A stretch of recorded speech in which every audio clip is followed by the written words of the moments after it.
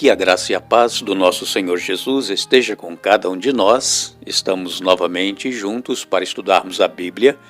Ficamos muito felizes e agradecidos a Deus por esta oportunidade. Ficamos felizes com todos vocês, amigos e irmãos que nos acompanham em várias partes do mundo.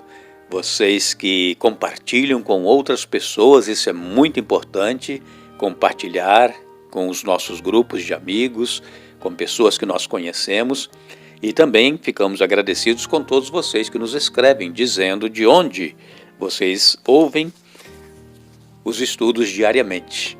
Nós queremos mandar aqui um alô especial para a Maria Ribeiro, que é de Portugal, a Marildo Bernardes, que é do UNASP, de Engenheiro Coelho, em São Paulo, Clemildo Silva, de Caruaru, em Pernambuco, Celina Marta, de Estrela do Norte, em Goiás, Valzenir Salles, de Caucaia, no Ceará, e também os nossos irmãos aí da igreja de Jurema, no Ceará. Um abraço a todos vocês. Alberto Amaral é de Monte Verde, em Florianópolis.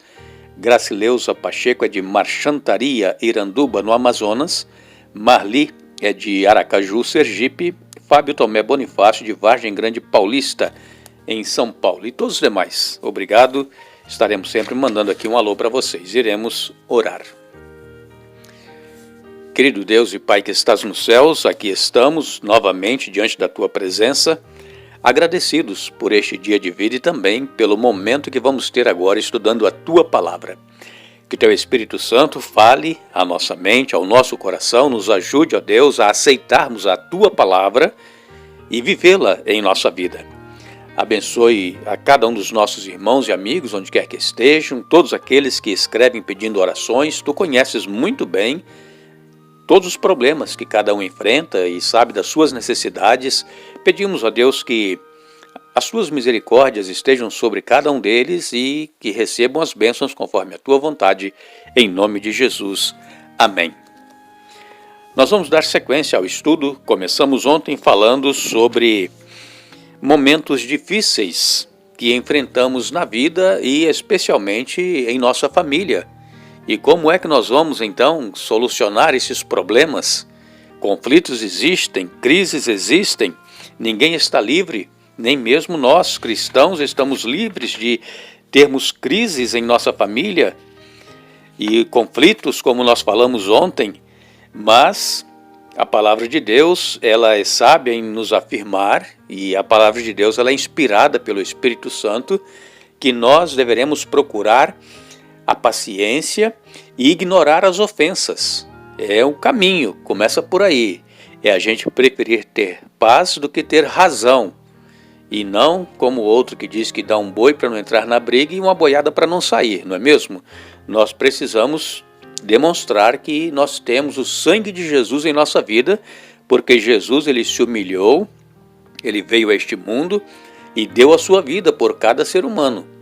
Então, é o nosso exemplo de humildade e o nosso exemplo de entrega, de submissão.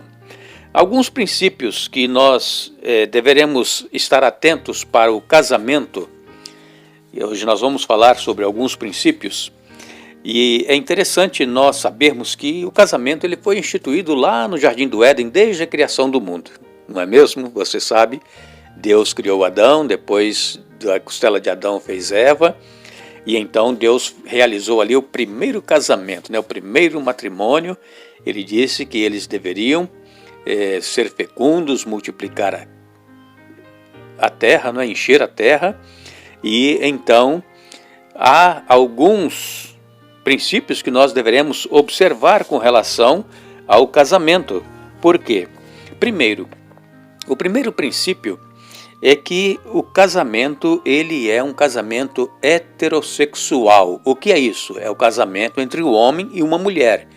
Este é o casamento estabelecido por Deus. Não existe nenhum outro casamento instituído por Deus que não seja um casamento heterossexual.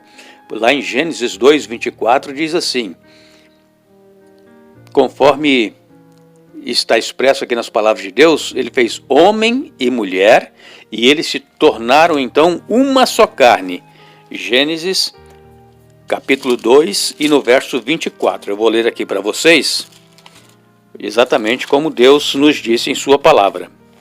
Gênesis 2:24 diz assim: por isso deixa o homem pai e mãe e se une à sua mulher, tornando-se os dois uma só carne. Então, o primeiro princípio, o casamento, ele é heterossexual, entre um homem e uma mulher. O segundo princípio é o princípio da interdependência. Aqui em Gênesis 2:24 mesmo Deus disse: por isso deixa o homem pai e mãe, se une à sua mulher, tornando-se os dois uma só carne. Então, eles são interdependentes um do outro a partir do casamento, tornam-se uma só carne. Então, o marido ele não pode tomar as decisões sozinhas, fazer o que ele bem achar que deve fazer, porque ele é o cabeça da família, e nem a mulher também tomar as suas decisões sem consultar o marido. Eles são interdependentes. Nós temos também o princípio da endogamia, que é orientado pela Bíblia. Segundo Coríntios, capítulo 6, verso 14, diz assim: não vos ponhais em julgo desigual com os incrédulos, porquanto que sociedade pode haver entre a justiça e a iniquidade, ou que comunhão da luz com as trevas?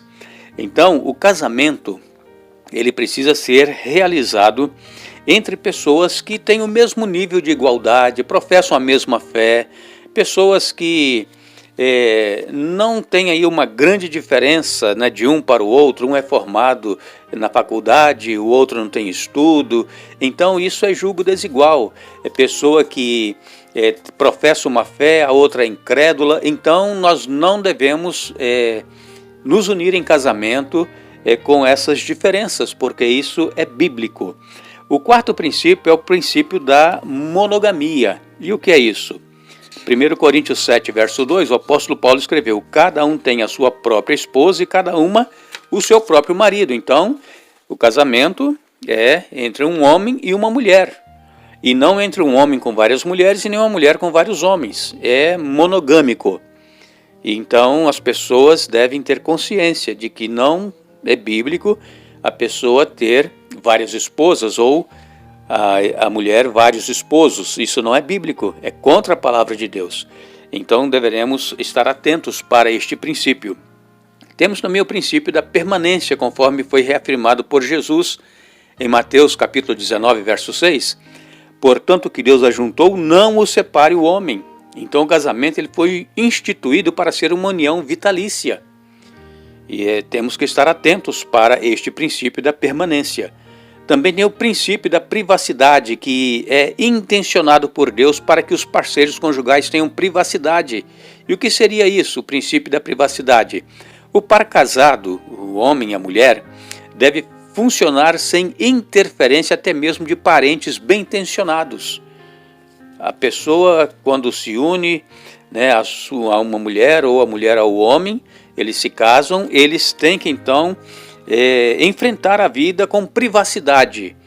E é claro que às vezes, né, alguém quer interferir e dar alguma opinião, às vezes é necessário, mas não se deve estar toda hora ali se metendo, né, na vida do casal, porque isso traz problemas sérios. E também o princípio da exclusividade é definido pelo conceito de que marido e mulher são ligados um ao outro por promessas mútuas e promessas a Deus. Existem casos em que poderão surgir alguns problemas no casamento e que a pessoa ofende ao seu cônjuge, mas a palavra de Deus nos diz que nós deveremos estar prontos a perdoar, principalmente o esposo perdoar a esposa perdoar o esposo, para que eles possam continuar vivendo segundo o voto que fizeram perante Deus, que iriam estar juntos por toda a vida. Nós deveremos estar sempre prontos a perdoar o nosso cônjuge, mesmo quando ele não merece perdão. Às vezes a gente diz, né, não, essa eu não perdoo, essa aqui não vou perdoar, foi demais para mim. Mas é quando a pessoa não merece o perdão é que nós deveremos perdoar. Assim como Jesus, ele nos perdoou. O apóstolo Paulo, em Efésios, no capítulo 1 e no verso 7, Efésios capítulo 1, verso 7, ele escreveu: no qual temos a redenção pelo seu sangue, a remissão dos pecados segundo a riqueza da sua graça. Em Jesus, nós alcançamos a remissão dos nossos pecados, alcançamos o perdão dos nossos pecados, e nós que não merecíamos e não merecemos. E Jesus nos perdoa e nos perdoou quando morreu na cruz do Calvário por cada um de nós.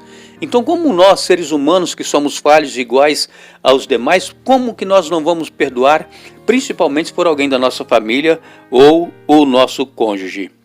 Então nós deveremos estar conscientes de que todos nós somos pecadores e que estamos sujeitos a erros, mas que deveremos ter o mesmo sentimento que houve em Jesus de perdoar quantas vezes necessário for, porque o perdão, ele não é humano, o perdão, ele é divino. Que Deus nos abençoe, que Deus nos dê um bom dia. Voltaremos amanhã dando sequência a este estudo, mas lembre-se, abençoarei os que te abençoarem, amaldiçoarei os que te amaldiçoarem, em ti serão benditas todas as famílias da terra.